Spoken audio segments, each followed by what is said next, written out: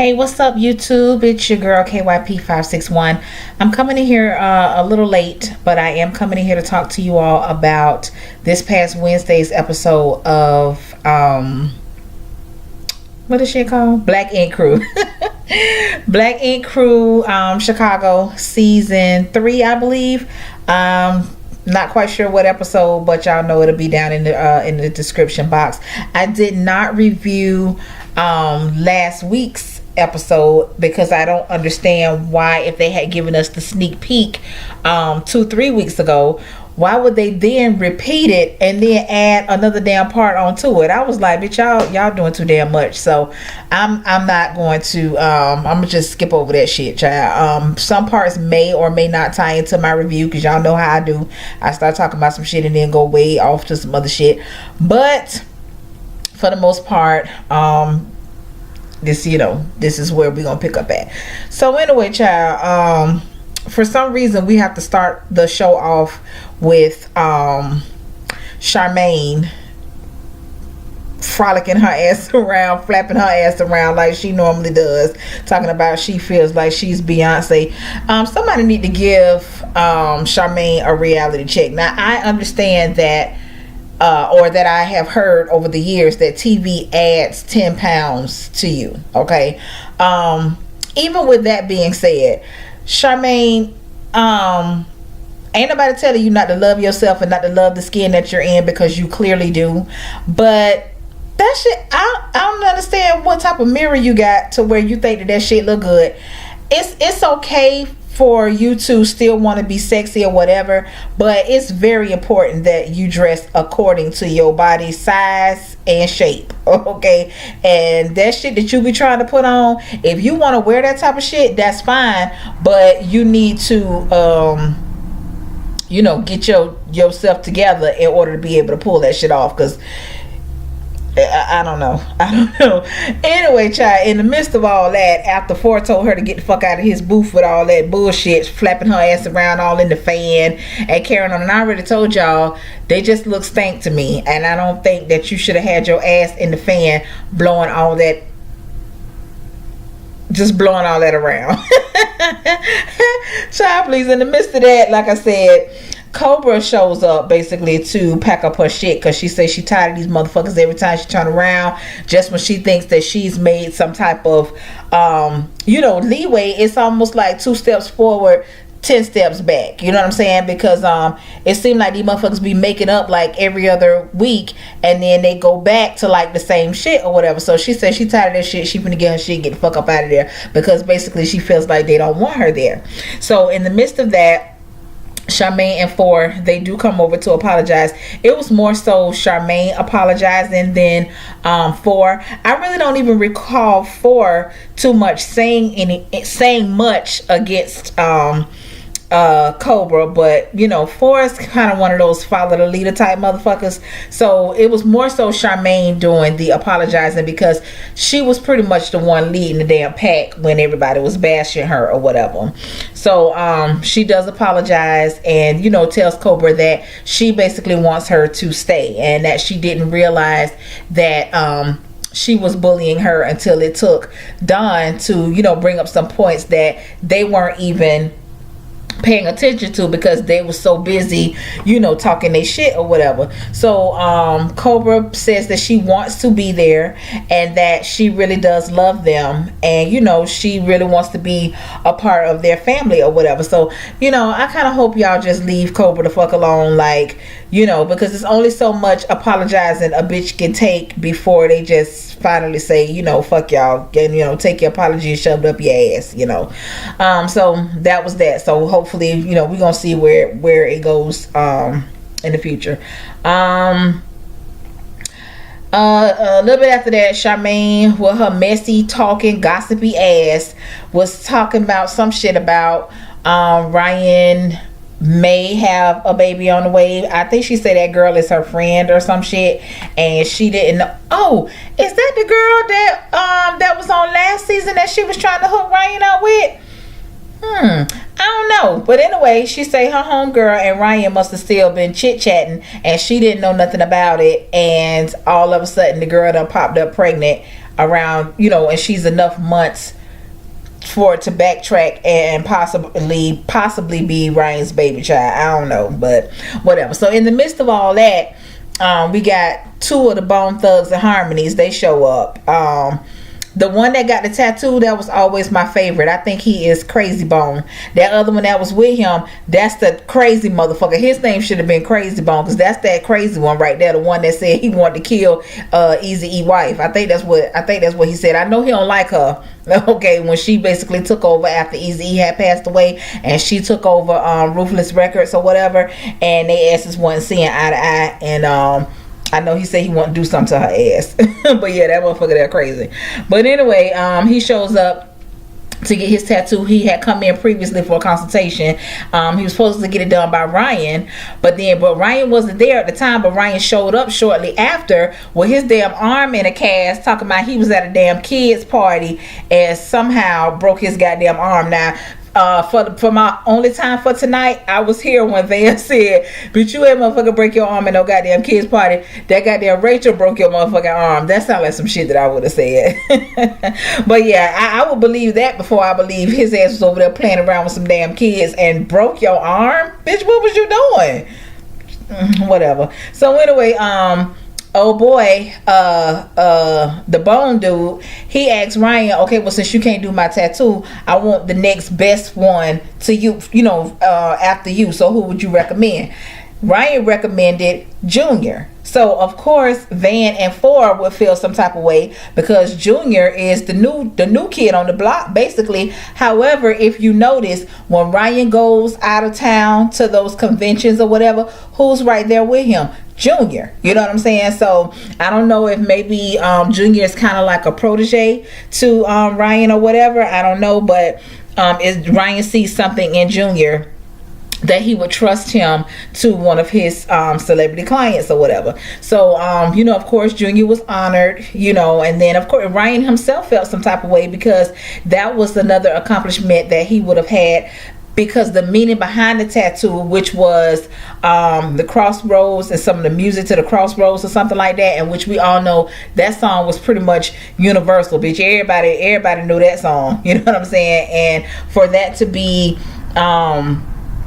you know, the reasoning behind this tattoo, and Ryan having the opportunity to do it, but because he was over here fucking around with some kids, you know, now he had to pass that down. He himself was feeling some type of way, but he decided to stay in and watch as Junior did the tattoo. The tattoo came out bomb, you know, because like I already said, all of them tattoo artists in there, they do good jobs on their shit, okay? So I hope Black Ink New York is taking notes on what the fuck they got going on in Chicago.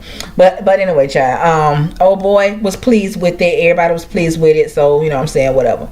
So we go over here to Ashley and Don's house. Ashley is pretty much scared because the doctor told her that she is anemic, and if she doesn't get her blood count or blood levels up or whatever, she may have to have a blood transfusion. So, you know, she's freaking out about that, and which I would be freaking out about that too. And Don was pretty much saying how it's fucked up when, you know, your wife is in pain, or, you know, your children are going through something and you really can't do shit about it. You know what I'm saying? Especially when you're the type of man that Don is. You know, this big rah, but bitch, you could be as big, you can break shit, you can slam doors, you can tear the motherfuckers off the hinges, but in certain situations like this, you can't do a goddamn thing about it. You know what I'm saying? And so, you know, he has to deal with that as well. And then we also find out that when Ashley had their son DJ, that he came out not breathing. And he was like, Don was like, that was like the scariest thing that he had ever experienced, you know, waiting on his son to breathe. You know what I'm saying? So, you know, they're all kind of going through it at this time. So we go over here to Charmaine and Neek. Is his name Neek or is his name Meek? Whatever his name is. He look like, he reminds me of Country Wayne. I mean, I'm assuming everybody knows who Country Wayne is, but he reminds me of him. They kind of look alike a little bit. But anyway, child, Charmaine is over there, you know, saying that since her and him had gotten into that big argument last week when he went to holler about how she don't pay enough attention to him and, you know, all that whining bullshit that I don't like, That's what he was doing. So she says, you know, she's gonna put on her some sexy clothes or whatever, and to put this blonde wig on, and you know, she was like, she basically is gonna tease him and do some silly ass shit, child. So anyway, in the midst of all that, he proposes that they go on a trip to Mexico, Cabo, Mexico. So at first she was saying, you know, she just got her job back, and you know, her work is there, and blah blah blah. So you know, after not much convincing, he basically convinced her to change her mind and go. So Danielle, she's at the shop, she cleaning up after everybody nasty ass, and they just basically did like a recap of all the nasty shit that the motherfuckers do up in there, from their eating to their pissing on the couches to their drinking and throwing up, you know, to them just being nasty motherfuckers and just throwing trash and shit around. So you know, she was basically in there talking her shit about that. In the midst of her doing that, Kat calls her via FaceTime, saying that she's homesick, and you know, just basically how shit is you know, not going too well out in LA. And so, you know, Danielle was pretty much saying, you know, she don't really understand why Kat up and hauled ass anyway, and basically could it be because she was running from something, i.e. Ryan. And I think I kind of mentioned that in a few videos back, that I felt like Kat got the fuck up from around there before Ryan's girlfriend found out about whatever the fuck it is that him and her got going on the low. So anyway, now we got Junior, Don, Four, and Van. They at the strip club, okay? So they hanging out, you know, doing what the boys do, drinking, talking their shit, and, you know, throwing dollars or whatever. You know, they was having harmless fun. Even Don has been on his best behavior. So I'm proud of you, Don, up to this point, okay? Keep up the good work. So, next thing you know, we got old nasty ass Velvet. That Velvet just looks nasty to me too, child. She just looked nasty, okay? But anyway, she's up on the stage or whatever, she doing her thing, and you know, they kind of looking but not wanting to look, but looking at the same time, you know, because that's supposed to be Cobra's old lady, right? So she get her old motherfucking ass down off the stage and comes over there. You know, she peeped them out or whatever. She comes over there, but she calls out Four. You know, she speaks to everybody else, but she addresses Four as what's up, boo. So I was like, boo, you know what I'm saying? Everybody was like, what the fuck going on around here? So they was like, oh, we know your boo. And she was like, who's my boo? So you know, they was like, you know, Cobra, whatever. This motherfucker goes to telling them about how she don't know what the fuck they talking about. They making too much out of nothing because her and Cobra is just friends, which they all know better than that. You know what I'm saying? So they was like, now what type of fuckery is this right here? Type of shit going on. So she goes on and holler about how much she likes dick, and to show them how much she likes dick, she wants Four to pull his out so she can show how much she likes it. I was like, boy, if this ain't a tramp, I don't know what the fuck a tramp is, okay? I knew from start that bitch wasn't about shit, okay? And she just pretty much proved it, okay? So basically they wanted to know which one of them was gonna tell Cobra. And I think it was Van that said that shouldn't nobody say anything. I don't know who it was, but somebody basically suggested that, bitch, we ain't no need for us to say shit. Now, Junior, this one I'm finna give you a little piece, okay? After you done threw Cobra under the motherfucking bus with Lily, basically, I ain't gonna say you forced Cobra to tell you, you know, what was going on, but you kind of, you know, forced without forcing her to tell you what was going on between Lily and old dude. And she did that out of loyalty and friendship to your ass. So just on the strength of that, you should have been the motherfucker to go and tell Cobra what the fuck was going on with her and her tramp ass so-called girlfriend that she got. And for you to sit there and not open your motherfucking mouth behind that, bitch, you ain't shit, okay? You ain't shit. And I see why some people say I ain't telling nobody no motherfucking thing, because for one, they won't do the same damn thing for you. You know what I'm saying? So I think that's fucked up. That's fucked up how you played that, Junior.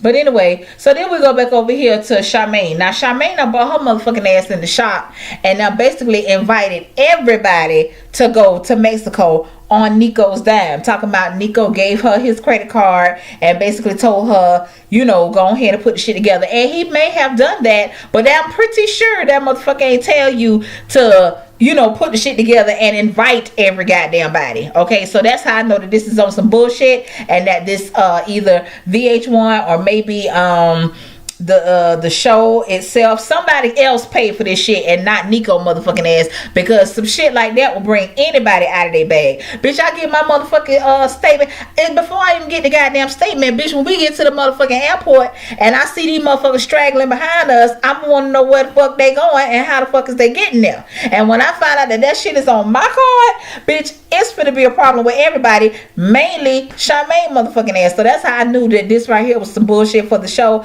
because that shit just don't exist in real life, especially not when we talking about black folks and they motherfucking money. Okay, so anyway, just for the sake of the show, we gonna go ahead and go along with it. She done invited every goddamn body. I said, now this is an old simple ass motherfucker right here. Your man wants to take you on a trip. Why is the fuck and what the fuck will make you think that he wants to look at all your rusty crusty ass motherfucking co-workers, and especially a couple of them? I ain't gonna say a couple of them. The one that we know about, you done fucked. So why is this a goddamn couples trip when I'm the only bitch that's sponsoring this damn trip? Like, Charmaine, you just who child? I can't with her. So anyway, she done invited everybody, including Cobra. Cobra wants to bring the tramp along, and they was like, of course, whatever. So everybody bringing their outside ass girlfriends and baby mamas and everybody, but later on down the line, we see people starting to back out. Y'all know how it is, child. When you got a whole bunch of motherfuckers that done planned the trip, and the closer it comes to the time, the less people is still on board. That's what we get a little bit later on in the show. So then we go over here to Lily. Lily has moved in with her family, which is where the fuck she should have been anyway. But then again, probably not, because it look like it's a whole bunch of motherfuckers over there. And she probably need her privacy to do whatever it is the fuck that she thought she was going to be doing over there at Cobra House. So we're going to find out that she has two little sisters. I think she said they are 5 and 6. These are children from her father that he had with, I guess, I don't know if that was his wife or just another woman or whatever. But, and as we know, and she reminded us that he was murdered by the Mexican cartel, which I think that's so fucked up. I feel so bad for her on that tip, even though I still don't care for her.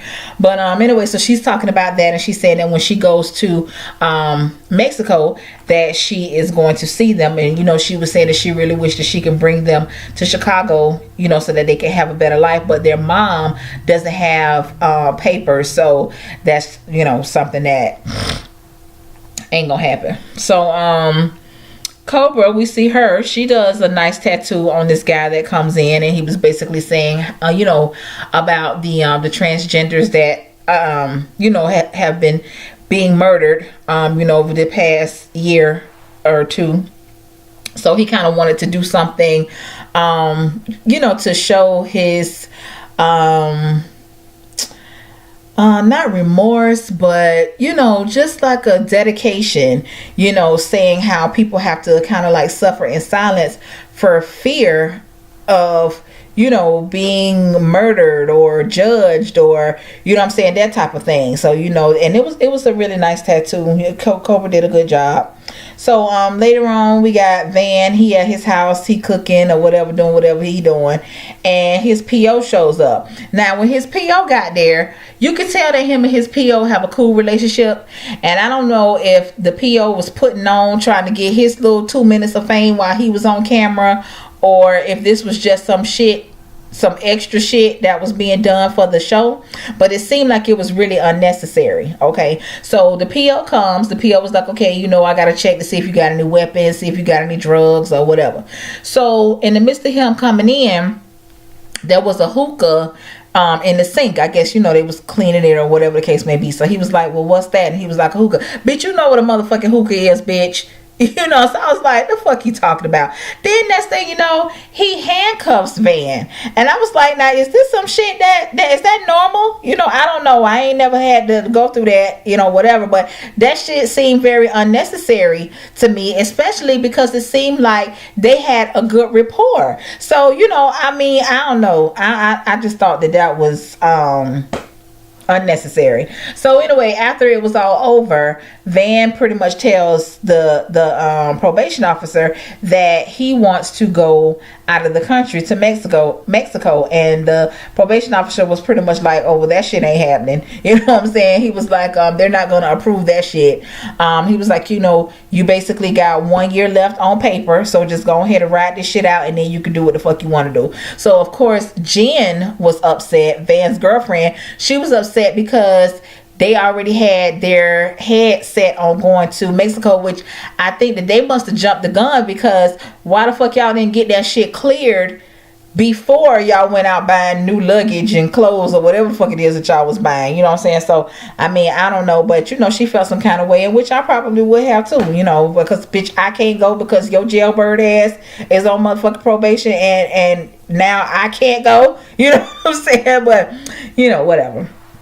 So let me see. Then we find out that Dawn ain't going because Ashley is scared to fly because of her condition, and I think that she is pretty far along in her pregnancy now to where it's not good for her to fly. So she ain't going, and bitch, if she ain't going, she damn sure ain't finna let Dawn ass go. So he's not going. Danielle says she ain't going because her scrub ass boyfriend Terrence, he can't make it, and so now Charmaine is like, okay, now what the fuck's going on around here? Everybody's dropping out, whatever. And in the midst of all of that, Neek shows up. So, of course, now Neek knows that Charmaine has invited everybody. And like I said, that's when I really knew that the shit was for TV, because he got over it and accepted it really fast. Like, I was like, bitch, okay. So anyway, and when all that's going on, we see Big Jen. Jen is a big motherfucker too. She ain't as big as that goddamn Nikki, but she's a big Amazon type bitch motherfucker too. So she comes bombarding her ass in there and was like, what the fuck is Van? Van back there in his little cubicle or whatever the fuck it is, in his little shit back there soaking because he can't go to Mexico or whatever. We'll come to find out, he done been sending her bitch ass text messages, saying God knows what, because apparently she was on Snapchat, and I guess she had like a nipple slip out. I mean, I don't necessarily know how that happened. Like, I don't know what she was doing. That's like me standing here talking to y'all in front of this damn camera and my damn titty just come out. Like, how the fuck does that happen? I don't know. Maybe that's one of them things that you just had to see. Okay. So anyway, instead of him calling her or whatever, he starts sending her text messages, and apparently it was some crazy ass text messages, because that motherfucker was mad when she got up in that bitch. Okay.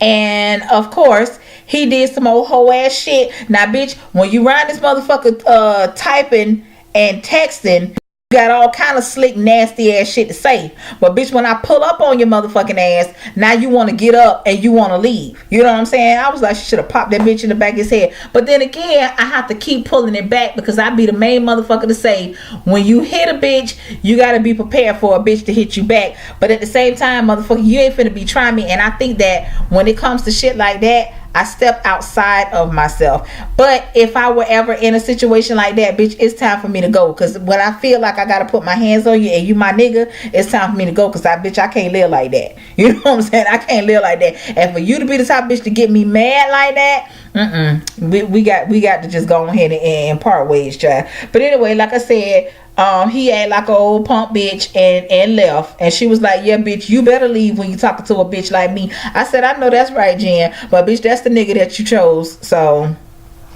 and where was Nikki? We didn't see Nikki this episode. Now I did want to say about last week when she had came in on Forrest's studio session and he was in there with Johnny Blaze. Y'all noticed that bitch had a totally different approach than she did with the bitch that was his so-called cousin. Cause bitch, Johnny Blaze would have gave her ass what she was looking for. Now bitch, you might have some hands, but it's a different story when you dealing with another bitch that got hands too and ain't scared to engage with your ass. You know what I'm saying? See, she pull up on the mother hoes cause she feel like, okay, I'm already towering over this bitch. You know what I'm saying? It ain't nothing for me to just reach out and touch her ass a couple of times before she can even get to me. But when you dealing with a bitch that don't mind rumbling with your ass, you gotta be mad with the bitch that you're really mad with. You know what I'm saying? So, you know, I just thought that was I just thought that was pretty funny, because I was like, oh, okay, this a whole new Nikki that we seen this, because you ain't fucking with Kat. You know what I'm saying? Because y'all remember when she punched Kat in her shit up there at the rooftop shit. Then she pulled old girl wig off a couple episodes ago, the one time about she was the cousin. You know, that bitch always quick to pull up. You know what I'm saying? But that motherfucker had absolutely not a damn thing to say to Johnny Blaze last week. So I was like, oh, okay, you one of them. Okay. But anyway, child, back to what the fuck I was talking about. So in the midst of all that, Van leaves, and then the photographer is there to do a video shoot, because they supposed to be on the front of some magazine. So he's there. Van done left. Ashley calls Don on some bullshit, and he was like, okay, can you give me an hour? He seemed pretty irritated, and he was like, all right, I'm on my way. So then he leaves or whatever. So, you know, Ryan is like, what the fuck? Like, we got this man here, we basically wasting his time. Y'all bringing y'all outside shit to the shop on this day, because they always bring their outside shit there. You know what I'm saying? Y'all choose to bring that shit here on this day when we got some shit to do that, you know, can help push 9 Mag, you know what I'm saying, to another level or whatever. So I was like, child, you already know what you dealing with, child. I don't even know why you acting like you don't. So Van, he did end up coming back or whatever, and they did the photo shoot. The photo shoot seemed like it was, you know, that it was a success. You know, they seemed to do pretty good.